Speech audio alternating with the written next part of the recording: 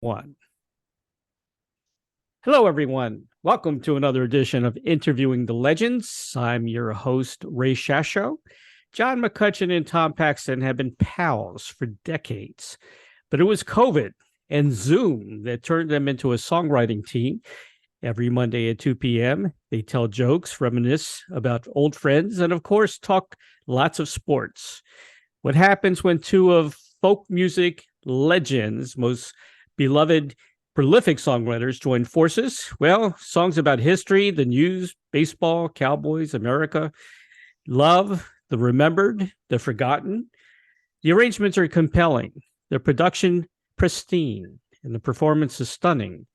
From the stirring Ukrainian Now to the hilarious same old crap. The immigrant story of In America to the heart-stopping finale together. Each song shines as would be expected of this partnership. John McCutcheon and Tom Paxton together have seeded the folk music landscape with hundreds of songs sung by thousands for decades.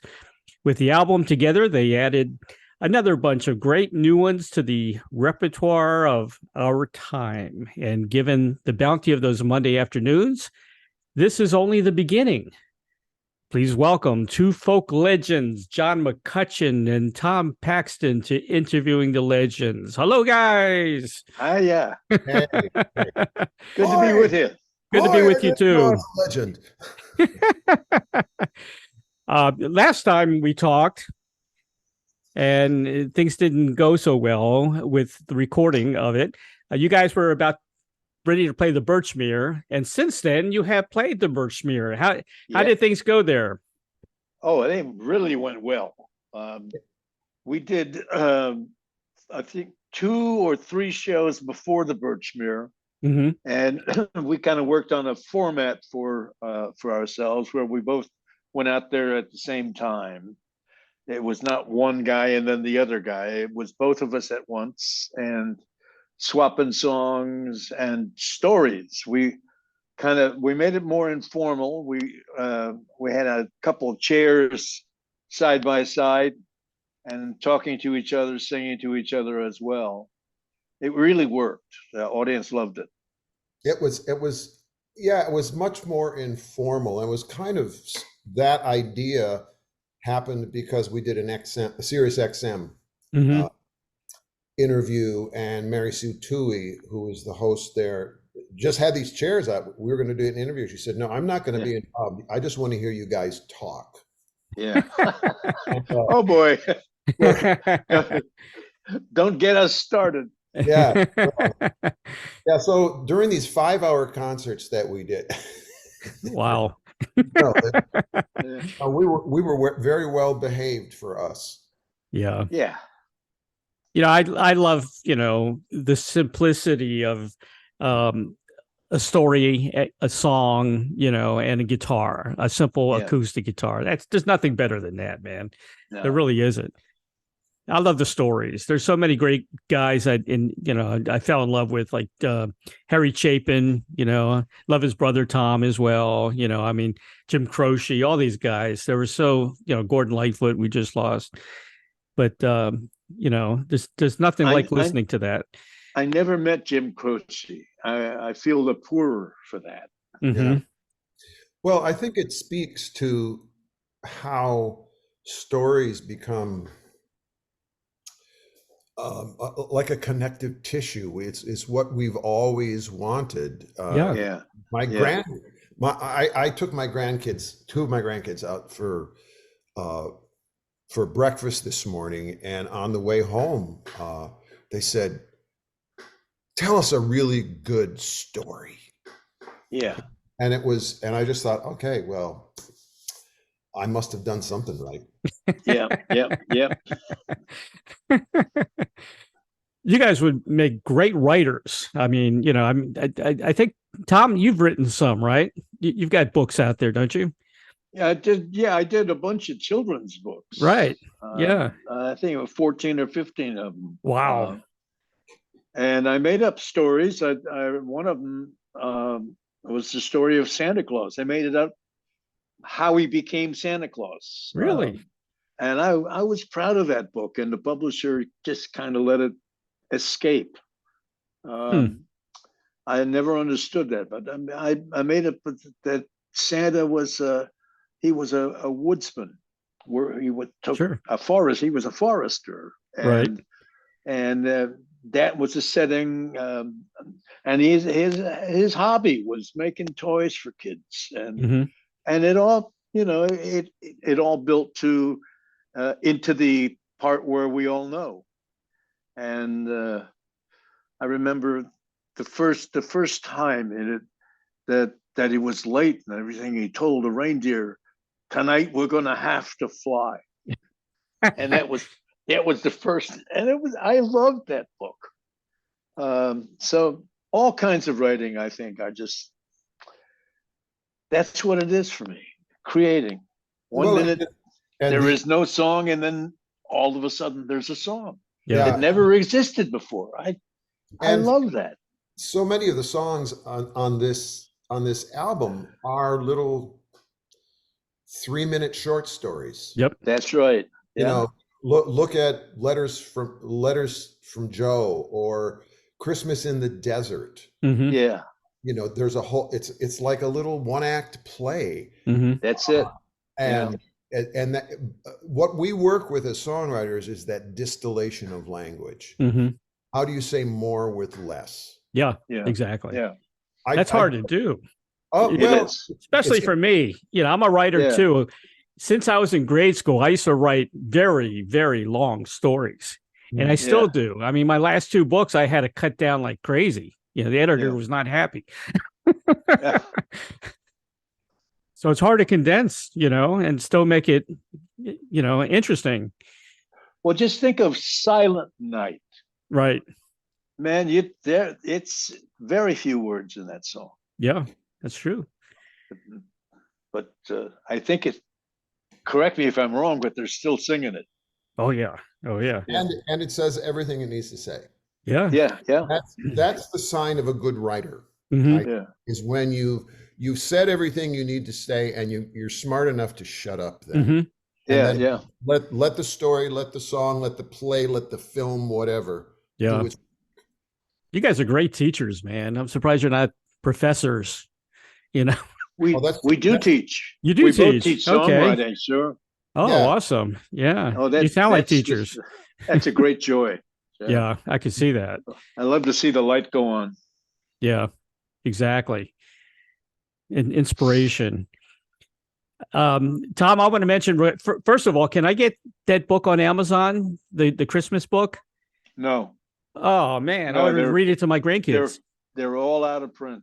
Really? That sucks. Yeah. Go to eBay. eBay? Yeah, man. I'll look on eBay. You'll find it on eBay. I'll find it. The Story of Santa Claus. Yeah. You know, it sounds like it could be like an animated show, or like it could, movie. Yeah. It could be. Yeah. For sure. And you know, if you grow a beard, you look like Santa Claus. What do you mean I sound like Santa Claus? Perfect. Tom, I want to mention, you just did a gig, a very cool gig. Carnegie Hall, right? Oh, yeah. Man, there was a lot of people. Jose Feliciano was there. One of my favorites. Oh, yeah. And Eric Anderson, Carolyn Hester. A lot of the old guys were there. Incredible. It was a lot of fun. Marshall Crenshaw. Yeah. Yeah. Were you there? No, I wish I was there. Oh. Yeah. Yeah. Marshall Crenshaw was there as well. Yep. Yeah. Incredible. But that was a fun time, huh? It really was. And you know, it's exhausting to do that kind of show. Right. You do 2 songs, and then they had seats along the side of the stage, so we were all actually on stage for the whole time. The whole time. And enjoying it all and everything. But my God, you're tired at the end of it. You've only sung 2 songs, but it's exhausting. Well, there's all the visiting that goes along with it, and not to mention the audience that wants to talk to you. Yes, that's true. Yeah, that's true. And John, I don't know how you're doing it, man, but you got a pretty long, lengthy tour coming up. Oh, I'm going back to the left coast, as I have done every January that we've been able to. Yeah, and I've been doing that for close to 40 years. It's a great place to play in January because I never get snowed out. Right. Yeah, that's good. That's a good thing. You got to come to Florida, man. Yeah. My agent had me in Ontario in January once. Oh my gosh. And I still remind him of that. Many years ago, my agent had me start the tour in California, in Calgary. Wow. For 2 nights, where the 2-day forecast high was 17 below. I know. Calgary's rough. I just thought, I need to get this guy a globe. Yeah. Because the one he has a pencil sharpener in the bottom of it. Yeah, exactly. It's not serving either of us. Oh my gosh. Yeah. Well, he's probably going, well, a gig's a gig. Sure. He just sees those money signs and is, Well, together, I've said this before, it's a fantastic album. Are you guys, you got a lot of material probably. You working on the second one yet or not yet? Oh, no, we're just talking about it. But you're talking about I don't it. Okay. think we won't. I don't think we'll go in the studio until the summer, will we, John? Okay. Probably not. But yeah, we have a plethora of songs. I mean, we could do another album right now, but what would be the point of that album when we did the other one? We could have done 2 albums. Because, we've been doing this since early 22 or sometime in 21. Oh, no, before that. So, even though sometimes we're traveling on Mondays and we can't make it or what, I mean, we just wrote something before we got on with you because it had Tuesday. Yeah. We finished it about 2 minutes before we were due to come on. Oh, really? Wow. Yeah. Well, we were under the gun, Yeah. We were excited enough about it. Yeah. That we wanted to get it done and nothing will. Yeah. I can see that. Deadline. Yeah. You want to get it down. Sure. Well, I'm going to go over some of the tracks again on this album because every one of them, like you said, it's a story. It's a great story. Of course, Ukrainian Now. Did you notice they're not talking about that war as much since the Israel-Hamas thing? I don't hear it as much. I noticed that. Yeah. Yeah. Well, of course. And that's one of the advantages of having a song. Right. Exactly. That we can do our part to, a lot of times the songs you write, you end up rescuing some important story, a story you think it's important, but tomorrow it's going to be completely forgotten. Very sad, that things like that happen, like 911, Oh, well, yeah, they say, one of the wise guys says something about, topical songs, that's what you wrap the fish in. Right. And I like to remind them that our national anthem is a topical song. Yeah. About an actual battle. That's right. Exactly right. And to this day, the Kingston Trio's most requested song is Charlie on the MTA, which was written in a mayoral primary in Boston for a guy named George O'Brien, who didn't even win the primary. But the song is never to be forgotten. Right. And it's just a silly song, but everyone knows. Tell you a story of a man named Charlie. Tragic and faithful. If you sit down with people of a certain age and start that song, you're going to get all the way through that song. You may not know every line, but someone else will know the line that you forgot. And topical, what matters with a topical song is only this. Is it good? If it's good, people will always sing it. That's right. If it's not, they forget it. Yeah. Simple. The same rules apply to all songs. Is it good? Well, and it's interesting to find how many times you write a topical song that grows new legs. Yes. Yeah. Something else will happen. Oh yeah. That will revive this again. And trust me, we're going to hear more about Ukraine. Yeah. Oh yeah. And right I now, wrote a song in '80 about called "I'm Changing My Name to Chrysler," about the bailout. And for constantly people say, you know, I saw it in the paper today, and I thought of your song. That's right. You guys are more powerful than the news, that's for sure. Well, they do say the pen is mightier than the sword. That's right. I agree 100%. But, I don't even know. But the sword has all the money. Yeah, I know, unfortunately. It's not fair, is it? Well, you wrote the Ukraine song, I think it was about a month after the invasion, after the Russian invasion. About 2 weeks. Oh, 2 weeks. Yeah. I mean, great. It's got great lyrics in that, you know, and I love the guitar work on that. I'm the soldier who used to dance in the ballet. I'm the father sending my family away. I mean, it's beautiful. I love it. By the way, a few months ago, there was a notice in the paper about a former dancer in the ballet being killed in the front lines. Wow. Yeah. Huh. A lot of that stuff we plucked from actual news stories. Really? And well, you just try to make it human. You know, I am the soldier. I am the father. That's right. I am the Muscovite protesting out in the street. I mean, yeah, those sons of bitches were brave. Yeah, they really were. Yeah. You know, so every now and again, you know, you give them a little shout out in a song. Yeah. Yeah. They're tough cookies. I'm telling you that. Those guys are tough. But it's also showing me how less powerful Russian military might be. I know they got all these nukes, but hey, you know, I thought a lot more power, you know. It's been humiliating for the Russians. Yeah, exactly. Humiliating. It really is. Well, if we've learned anything from history, and let's hope somebody has. Somebody has, yeah.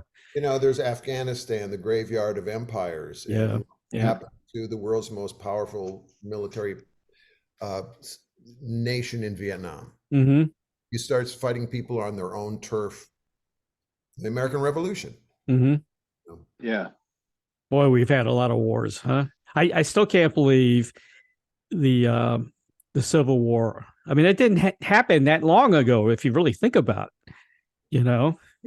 And I remember being in England in my first time over there was in '65, and a BBC announcer was doing an interview with me, and he asked me when I thought we would get over the war in Vietnam. And I said, "Are you kidding? We're not over the Civil War yet." Exactly. You're 100% right. Yeah. It's amazing, you know, how many people died in that war. You know, I went to Gettysburg as a kid and toured, and we did a tour with my parents, and it was just amazing. And just growing up, you know, Tom, I mean, you know, growing up in Virginia and Manassas and all those areas there, that was, you know.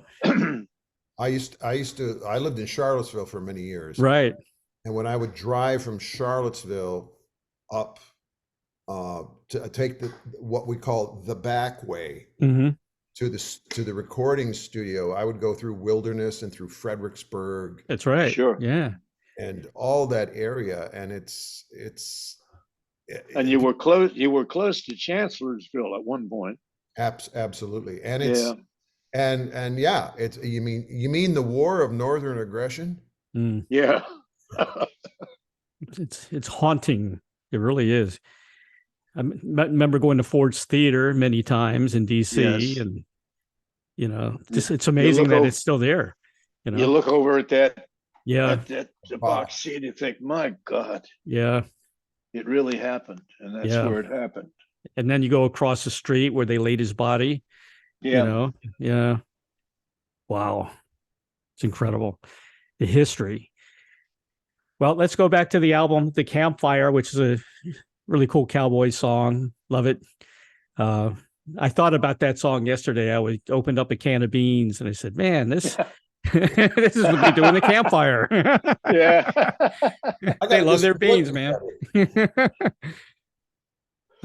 Great lyrics again. You know, that was a song that Tom brought a bunch of guitar chords and a melody.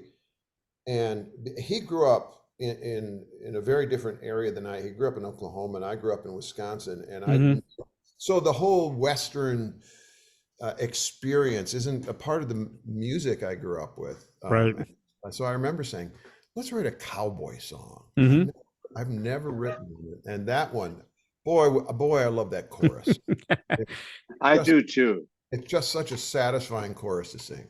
It is. Yeah. Just like the Carpenters sanding on wood. Oh, no, that's Do the Work. I'm sorry. Do the Work. Yeah.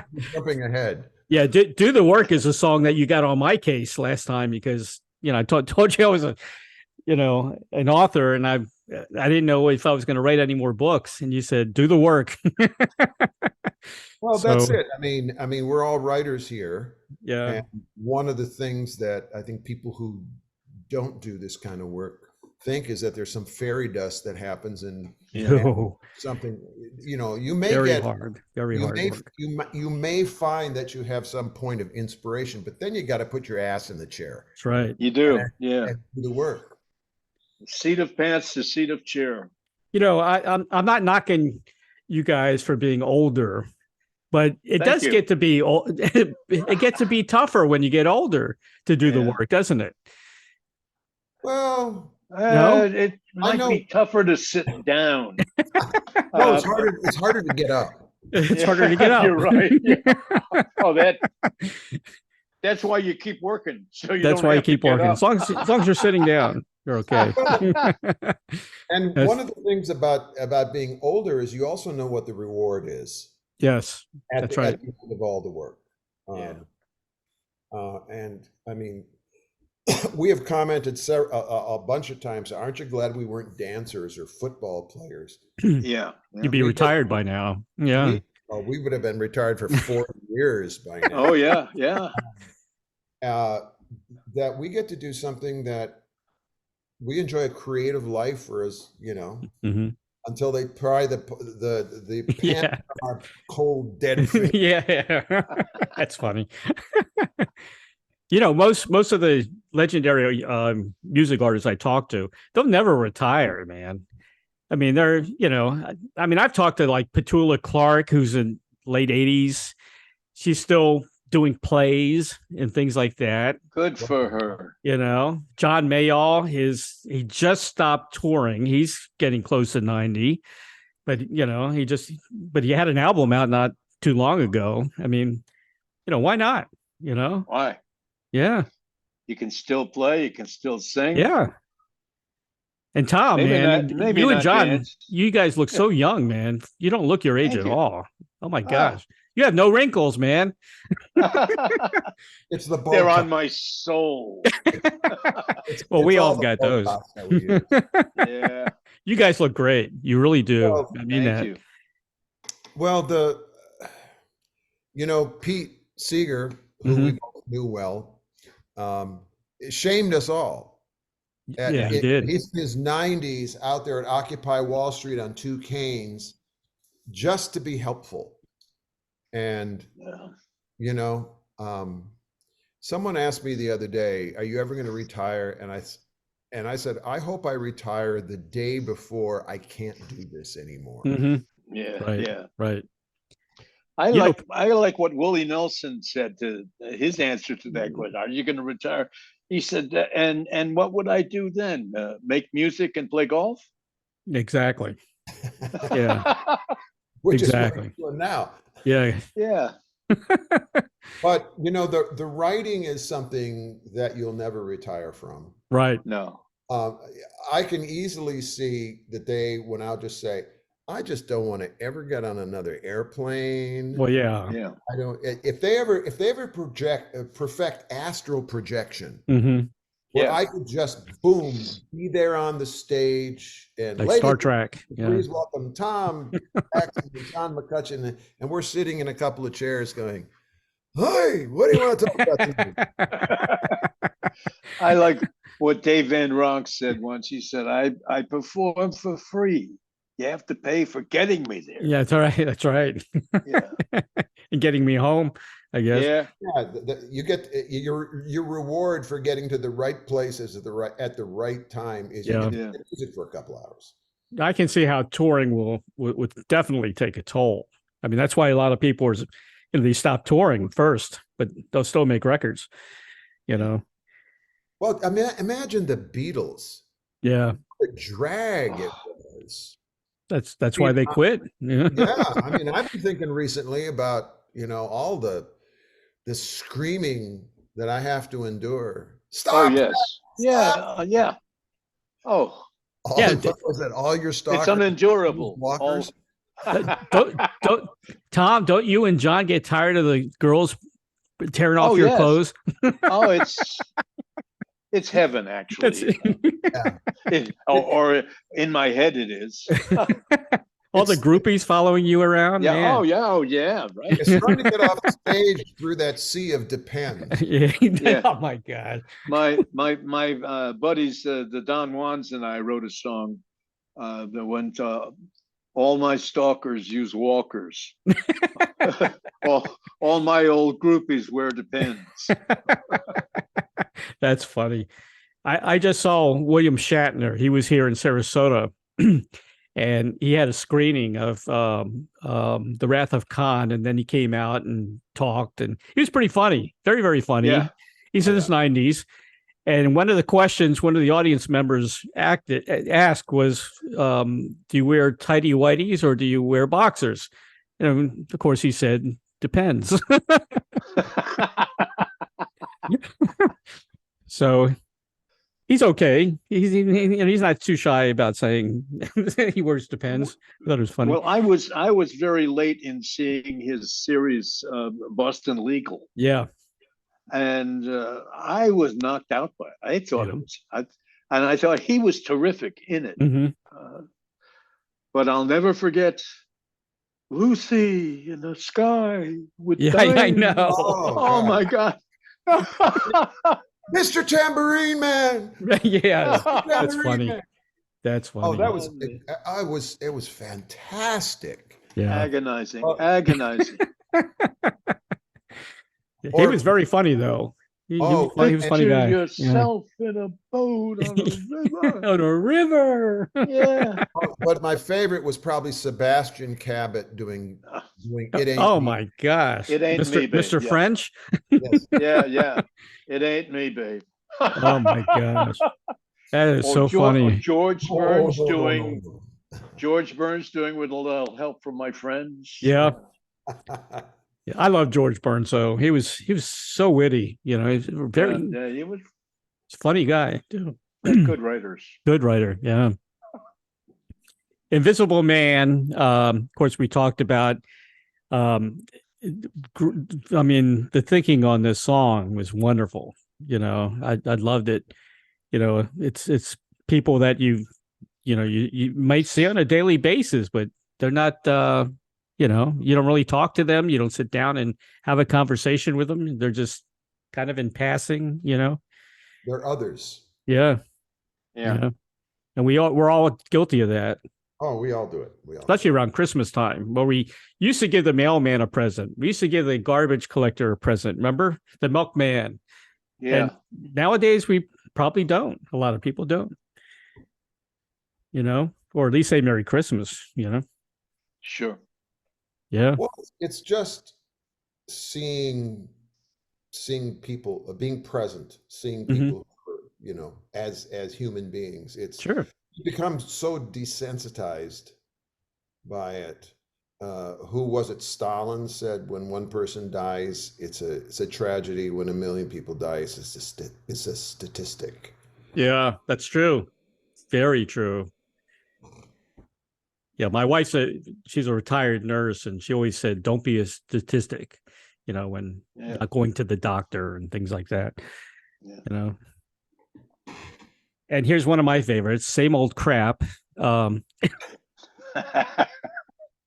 that began as a lot of writing sessions could. Mm-hmm. You know, where the way we usually do it is one of us will say, "Did you come with any ideas?" And on this particular day, neither of us had any ideas. You sure? Yeah, I'm sure. How about you? Yeah, I'm sure too. So let's write a song about having nothing. Yeah. And off we go. Yeah. But Tom drove the boat on a lot of this one. It was pretty great. Yeah. And that's what happens. You know, that's what happens in co-writing. I think what works for Tom and I is that there's no ego involved. We're both dedicated to the end result. And if one of us is on fire, the other is saying, "Okay, I'll be scribe. Keep going, babe. Yeah. Go for it. Go for it." Yeah.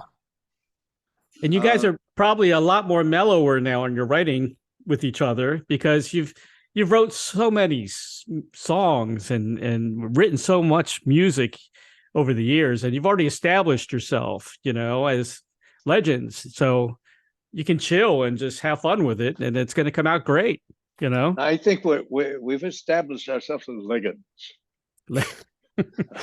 We are legends now. You're legends. Well, I'm really hoping to piggyback on Tom to even greater heights in the folk music world. Yeah. To do what? I want to piggyback on your fame. Right. Oh, that's what it's all about. Yeah, pretty weak back is all I can say. We'll make dozens of dollars. Yeah. I remember Tom telling me that we're talking about the Cellar Door, you know, because I'm from DC originally, and I know that whole area. I've seen people at the Cellar Door, and you were nervous the first time you played the Cellar Door, you said. I was, yeah. That was when was that? 66? 65? When I can't remember. Probably. Yeah, I was very nervous. I mean, I had played before that at a place called the Shadows, where I opened for Ian and Sylvia. And now here I was going to have to carry the thing myself, and I didn't know how that was going to go, and it went really well.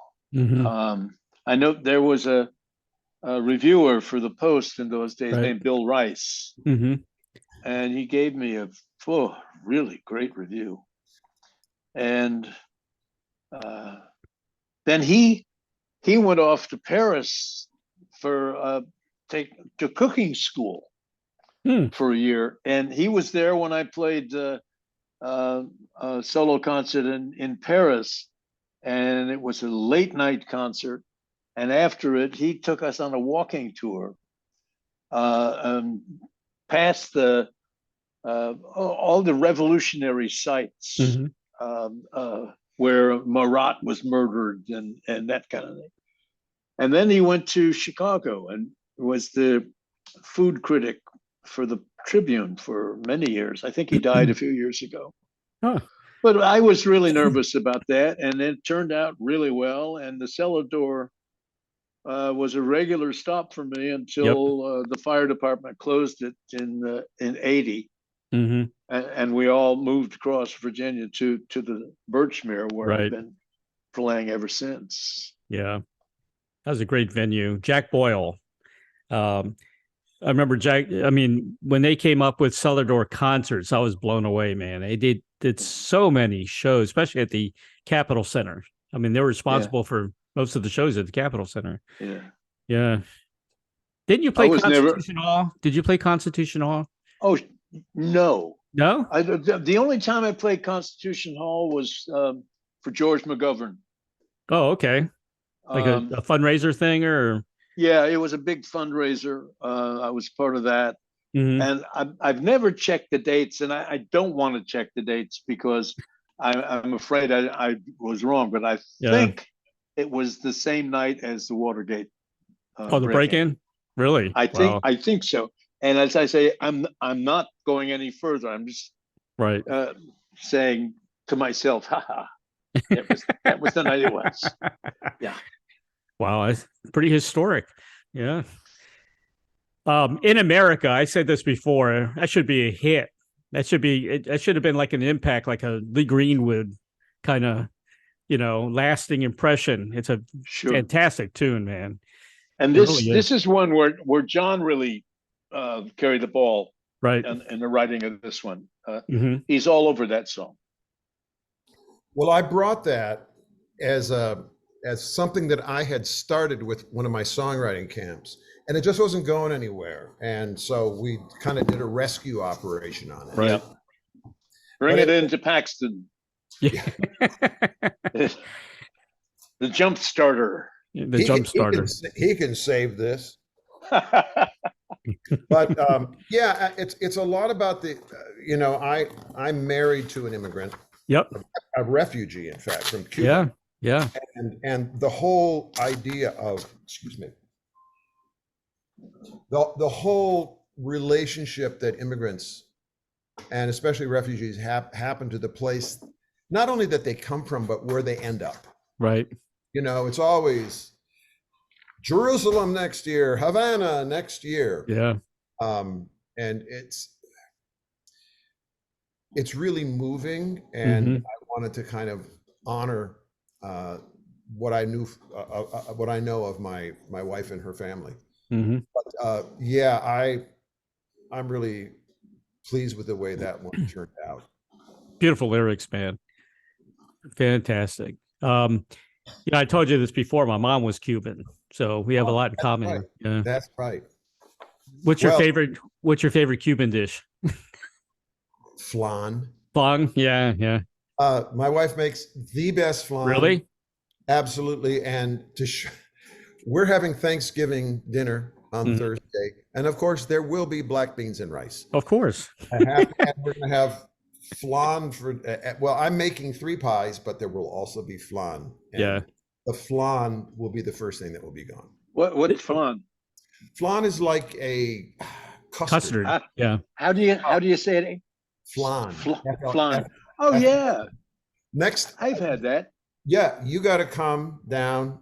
We got to do something here, and my Carmen will definitely make a flan in honor, and probably vaca frita or vieja or tamal or something that'll make us all gain weight with the platanitos, yuca. Yeah. We put mojo on everything. Oh yeah. Right? Especially on the yuca. Yeah. Oh yeah. Chicharron. Well, have you ever heard of ketchup? You mean tomato sauce? Tomato sauce? Ketchup. Ketchup. Yeah. Oh man, Cuban food's the best. I grew up with my abuela, my grandmother, and she made dinner for us every night. And well, when the place that we live in now, my wife and I bought so that her parents could move in, and her father and I were great friends, and we would say, you've got the daughter and the mother living in the same place, and they're both trying to outcook one another. Yeah. So we decided that we were caught in the crossfire of a great culinary war. What a wonderful place to be. No surrender. No surrender. That's right. So do you like my surrender is better or my daughter? Yeah. Oh God. I know who I'm sleeping with tonight. Have you been to Cuba? I went many years ago, but I will wait until the people have their say there before I go back again. Right. And I agree. And he's still smoking the cigars he bought. Those are some strong cigars, I tell you that. They are. I was in a music festival in Czechoslovakia in 1988, and it was an international affair, obviously. And there was a Cuban jazz band there. They're great musicians. I think they were about 8 pieces. Mm-hmm. And the thing I loved about them was like every 8 bars, somebody would put down an instrument and pick up another one, and get back in, and the texture was always changing slightly, and it was they were wonderful. Yeah. If you cannot dance to Cuban music, you got to check yourself for a pulse. That's right. Yeah. Yeah. Yeah, I grew up with Celia Cruz blasting, you know. Celia. Oh, yeah. Man. I talked to Dr. John before he passed, and he loved Cuban music, man. Yeah. As a matter of fact, he knew Celia Cruz. You know, he did a few things with her. Was Tito Puente Cuban? Yep. He was no, I don't think he is. No. I don't think so. All right. Yeah. I you know, you're going to get calls. Yeah. What, you idiots? Yeah, he wrote Oye Como Va, Tito Puente. Yeah. From the big Santana hit. I remember being at the after party at the Grammys one year, and Tito Puente was leading a Latin jam in one room, and Sleep at the Wheel was Sleep at the Wheel. Yeah. The Animals were in another room. Really? Oh my God! And Felix Cavallari was going crazy. If it's the same place as the year I was there, there are like 5 ballrooms side by side. And you just got your mind blown. Yeah. Walking from ballroom to ballroom. It was, and in the lobby, they had a South American guitar quintet, 5 different nylon string guitars, classical guitars, and you know, I play an instrument that looks very much like the ones they were playing, but the sound is not there. Holy moly, they were wonderful. Well, it's immersing yourself in the potpourri that is the world's music. That's right. Yeah. Which is such a fantastic, I mean, I could take you around this room and show you souvenirs I brought back from across the world, and just thinking, over the world, yeah. What an amazing way that each of us has added what we think we ought to put in the silence. That's right. Yeah. It's really astonishing. Yeah. Well, a lot of rock bands. Yeah. Yeah, a lot of rock bands were influenced by a lot of world music. If you hear some of Led Zeppelin's, like Kashmir, sounds very Arabic, and I'm sure they listened to a lot of Arabic music, before they wrote that song. There's a museum in Phoenix. Sorry. Go ahead. A museum in Phoenix of musical instruments. Oh yeah. From all over the world. And you put on a headset. Right. And as you were approaching the Somali, you start hearing Somali music. And then you walk on in Pago, and you hear music from, and then it's fantastic, the amount of music we have in this old world and how little of it we actually hear. Yeah, that's true. Though that's with very, very true. And my kids are listening to music from all over the world, and it's been a real blessing to be alive. And when you had record labels like Arhoolie and Rounder and Smithsonian Folkways, right? Who's you admired their eclecticism, eclectic, whatever that word is. Eclecticism. Eclecticism. Yeah, there you go. Eclecticism. I said it 3 times. That's unbelievable. And it's really, I feel really blessed to have been alive during this time, because at another time I would have never known anything about Cajun music or Kora music or that's true. Hell, almost didgeridoos, right, nickel harpas, and though for Christmas a couple of years ago, my eldest son gave me a copy of the Voyager Golden Record, which 1979 the Voyager spacecraft went off. Yeah, Sagan led a group of scientists to put together sounds of Earth, and like 80% of it was music. Wow. And you just think some alien life form out there, is going to find this and have a 15-year-old alien life form nearby that can show them how to operate exactly. it. And what they're going to know about our civilization is music. And it's humbling as a musician to think that maybe what we're doing tells us more about what we have been. Yeah. And in the days that I get the most fatalistic and depressed about all the shit that's going on everywhere. Yeah, I know. I'll sit down and listen to that and say, oh, well, okay. A bunch of scientists thought this was our calling card. Yeah.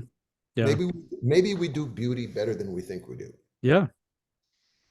Music is the international way to communicate and relay peace in a way. I mean, people identify with music all over the world, you know, not wars, not politics.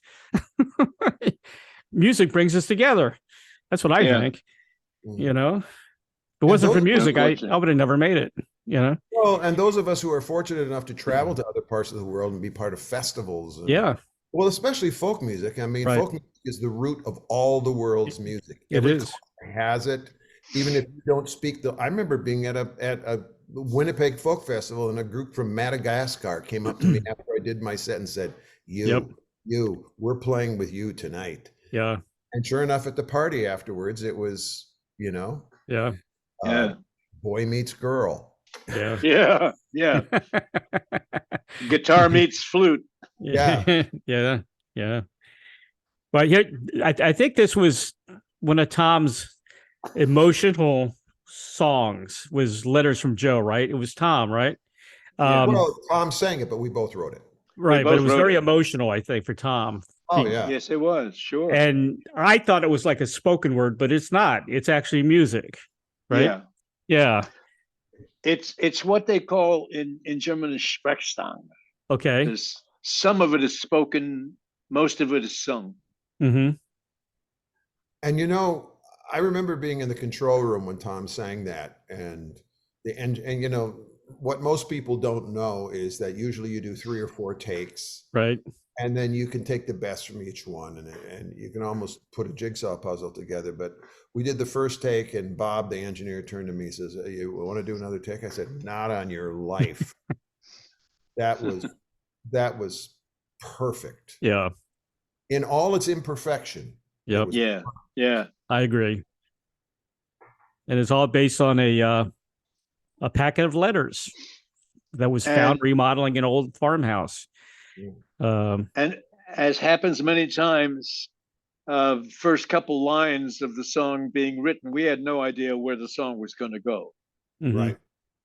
We discovered it as much as the listener does. And that's the fun thing that's probably news to most listeners. Yeah.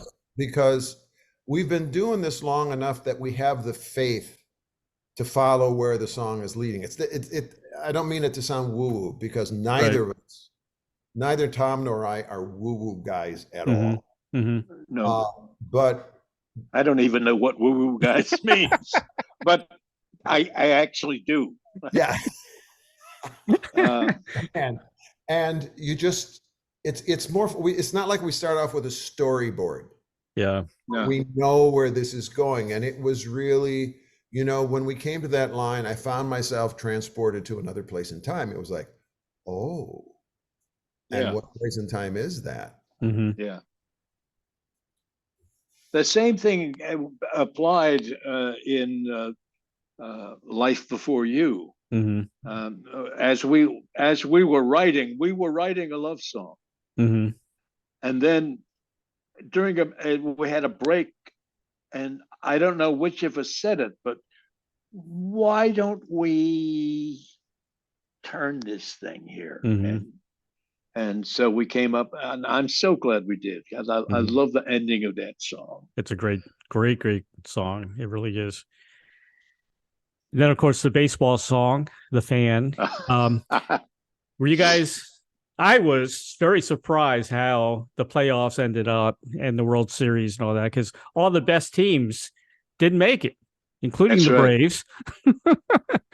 the That's right. Orioles, which I thought might make it because I'm a big Oriole fan, of course. But yeah, Yeah, who'd have thought? you had to, as a Braves fan. Yeah. And in fact, being a Braves fan is what kind of prompted that song, because at 2:00 on this particular date, and that, you're right, Tom, 2021, when the Braves were in the World Series. I had the opportunity to get World Series tickets, and I didn't because of the price. And we ended up, it kind of triggered some thoughts about what we were going to write about. But yeah, well, for this year, you got to be happy when somebody that's never won it. Yes, I agree. Or hasn't won it. Yep. Since, there was a goat in the stands. I was happy for the Texas Rangers. They've me come too. So close. Yeah, me too. So many times. They beat everybody in the American League, basically. All the good teams. Well, they beat everybody in the National League too. Yeah. Yeah. they beat everybody. They're the world champions. And as me and Tom know, they were the old Washington Senators. They were. Were they really? I didn't know that. Yeah. The Washington Senators moved to Texas. Many teams. The Twins were the old Senators as well. Well, yeah. Exactly. You're right. Yep. Well, my family were Cubs fans, and we lived on the south side of Chicago. I don't understand why that was, but they were Cubs fans, and so I became a Cubs fan. And I tell audiences before I sing a baseball song of my own that it was in Chicago that I learned that to be a baseball fan or a Cubs fan was, in Isaiah's words, to be a person of sorrow and acquainted with grief. And the year that the Cubs won, wasn't everybody rooting for them? I mean, oh yeah, you wanted it to be the Cubs and the Red Sox. Yeah. Except that one of them was going to have to lose. Yeah. What if it was the Cubs and the White Sox? Oh, wow. Well, they would have, the networks would have hated it as much as this year. Yeah. Yeah. Oh, they hated this year. Yeah. Oh, they wanted the Phillies and I don't know, or the Dodgers and the Yankees. Yeah.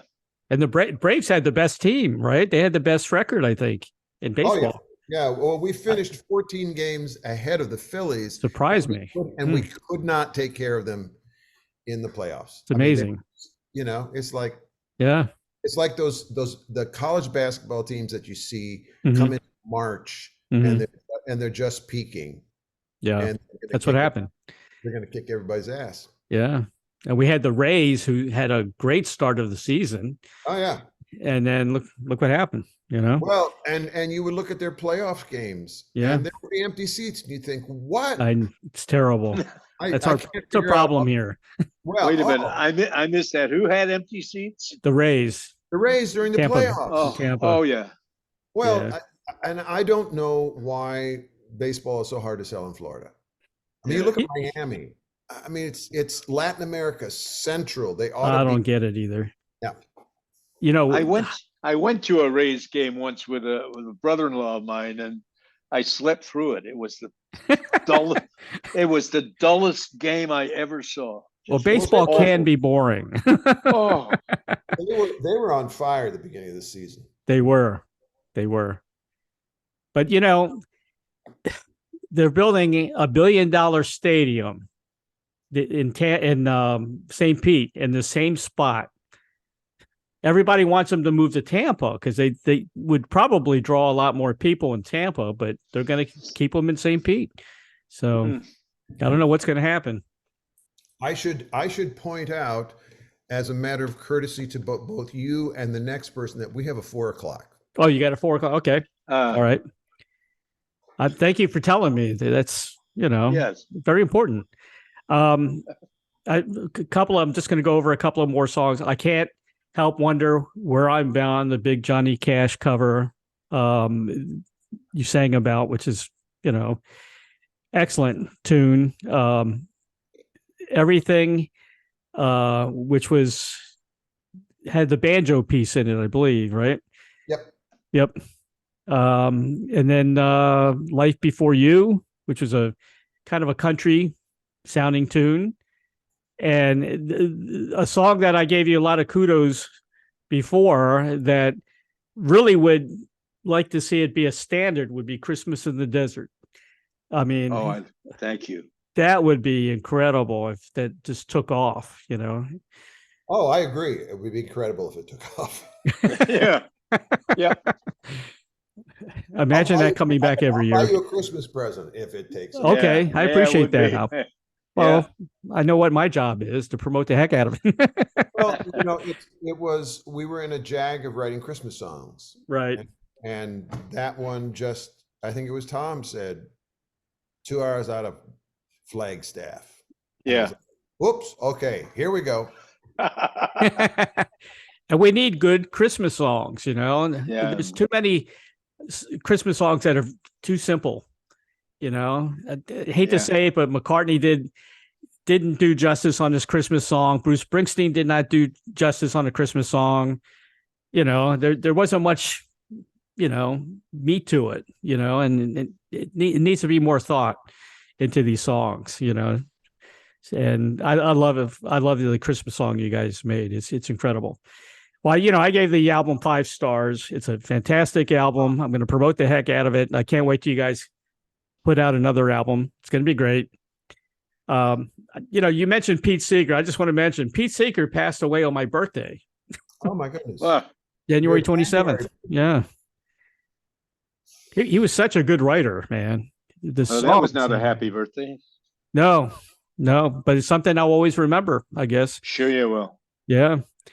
Tom, I just want to mention some of your other tunes. You got Geese Fly South, which is available now. You have All New, which is available. And you also have a single out called Pete's Shoulders, The Power of Song, which is also out. So you got a lot of stuff going on. John, you got a big tour coming up. Mm-hmm. And all I can tell you, man, is happy Thanksgiving to both of you. And I really hope to see you in Florida one day soon. I'd love that. Yeah, we need to get down there. Definitely. Purchase a new album by Tom Paxton and John McCutcheon entitled Together. It's available everywhere now. You can find it at, you know, also on your website. All places. Yeah, it's everywhere. Thanks, guys. I really appreciate you coming back.